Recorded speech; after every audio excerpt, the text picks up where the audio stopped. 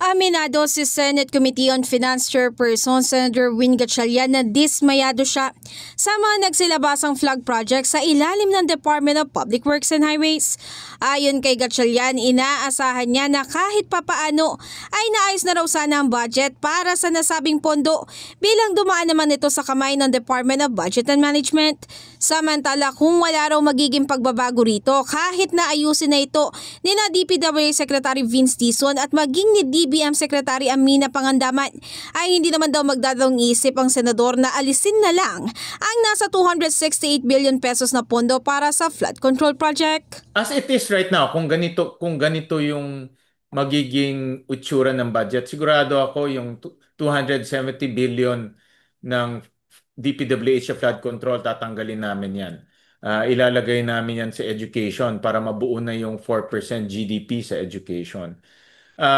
Pero kung ibabalik nila ulit sa, diba, rini-review nila. So, in-expect ko ibabalik sa amin yan through errata.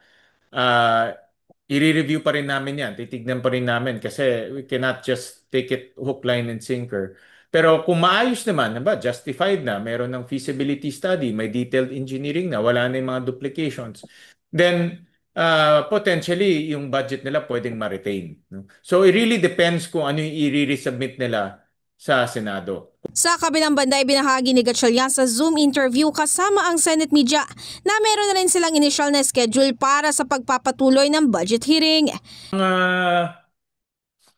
Hindi ko matandaan sa OVP, no? But next week is DBM on Tuesday and then OVP COMELEC on Wednesday. Tingin ko naman kung wala naman, traditionally itong mga offices na ito ay relative to the size of the budget, hindi naman ganun kalakihan. Like ang DBM is only 3 billion pesos. So compared to 6.7 trillion. So hindi naman sila ganyong kalakihan. May mga policy questions lang, no? Kasi DBM, especially right now, alam mo naman nasa gitna siya nitong pag-uusap. So may mga policy question. But budget-wise, hindi naman ganong kalakihan. Nagpaalala rin ng senador sa mga ahensya na ngayon pa lang ay ayusin na nga ang kanilang budget report para sa pagharap sa kanilang komite. In the heart of changing lives, ako si Brigada Ann Cortas ng 105.1 Brigada News FM Manila, The Music News Authority.